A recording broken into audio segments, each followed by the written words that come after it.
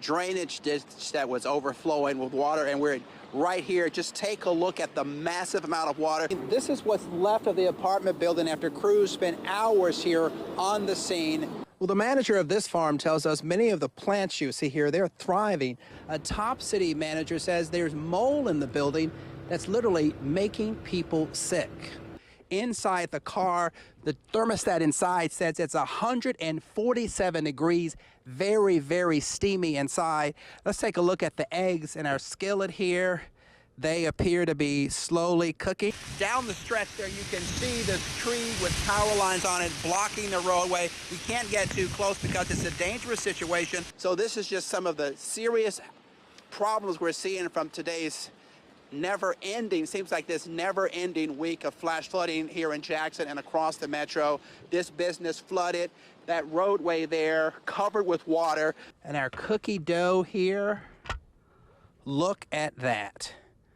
We should have cookies, chocolate chip cookies. The suspected Hinds County escapee, already accused of murdering a minister in Jackson, holed up in a house in Lee County, exchanging gunfire with law enforcement officers when investigators say that house burst into flames. At the particular time that he shot through the window and busted the window out, and that's when smoke started coming out of the residence. According to Hinds County Sheriff Tyree Jones, the gunman barricaded inside the house didn't go down without a fight. I've never seen a situation where a structure was engulfed in flames and an individual inside of the structure started firing shots. The shooter continued to fire the weapon from inside the burning house as the flames spread. This individual had violence on his mind, and I will say I believe that he did not intend to leave here alive today.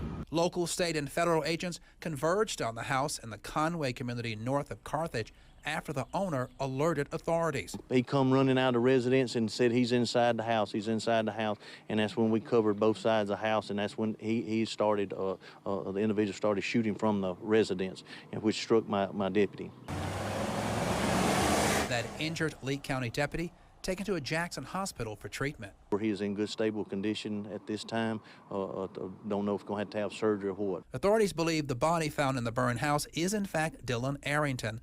The remains taken to the state crime lab to make a positive identification. While one escapee may no longer be a threat to public safety, the sheriff says capturing the 3 other detainees who remain on the loose is the top priority of investigators. Well, the manager of this farm tells us many of the plants you see here, they're thriving thanks to an underground irrigation system. Their biggest concern, the farm workers who have to toil in the hot weather to cultivate and harvest these crops.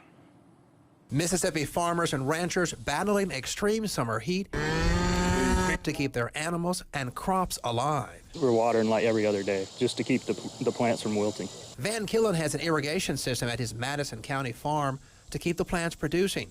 Killen says the underground system sends water directly to the roots. He says some plants like squash and eggplants can tolerate the heat better than others. The nighttime temperature on tomatoes needs to be in the 70s, which we're not getting right now. So that will hurt our yields, later on.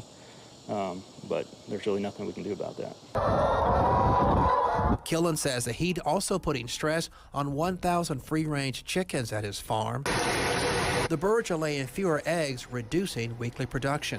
Killen says the heat is having the biggest impact on farm workers. It is that first heat snap we had. That's when Killen says one worker got sick. He may have suffered heat exhaustion while he was in one of the fields harvesting crops. He just felt dizzy and threw up a few times, and we actually put him in one of our air-conditioned rooms that we hold tomatoes in and let him cool off, drank plenty of water, and we ended up taking him home.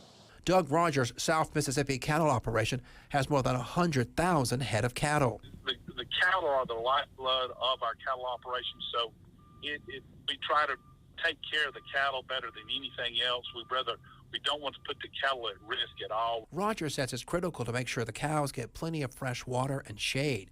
According to Rogers, because the animals get so fat, their lungs can't work fast enough to keep them cool in extreme hot weather. Say we had to doctor some cattle or move cattle from one field to another in order to get them some better grazing pastures. We stopped that by 10 o'clock because it's just so hot on the cattle. Yeah, having to end that farm day earlier, much earlier in the day than expected. Now, Killen tells us since that worker fell ill, he's been advising workers here at the farm to take extra precaution, take breaks. If you take a look behind me, this is what's left of the apartment building after crews spent hours here on the scene. Huge challenges. Jackson firefighters did have trouble getting enough water to fight the flames. A massive fire consuming a West Jackson apartment complex as firefighters appear to struggle to get enough water pressure from hydrants to fight the flames. We got enough water, as far as the hydrant's concerned, to run a scene with an engine company. Assistant Fire Chief Patrick Armand says a ladder truck and a pumper truck had hoses attached to two hydrants that were connected to the same water line, which apparently caused the pressure problem. As the fire was escalating, they steadily trying to get more water onto the scene, but when in all actuality what they should have done is shut down the hand lines before they initiated the ladder truck. That part was supposed to be out. So they resorted to just to let it burn down? That's the only thing they... Everybody lost. I'm glad no lives was lost. It took firefighters more than 2 hours to bring the Friday morning blaze under control after residents scrambled to escape the fire at the complex on O'Farrell Street. For my wife to be in there, this was really scary. Just so happened my friend got her up in time. Albert Williams ran into the burning building to rescue his wheelchair-bound sister-in-law, Jeanette Barnes. Her sister went over there and the house was on fire. And she called me and I went and grew got to bed. Authorities say 8 apartment units and the office burned. At least one person was taken to the hospital with possible smoke inhalation. People who lost everything they own in the fire say they believe firefighters could have responded faster. I don't know who to point the fingers. I'm not trying to point fingers, but somebody needed to stand up and take responsibility.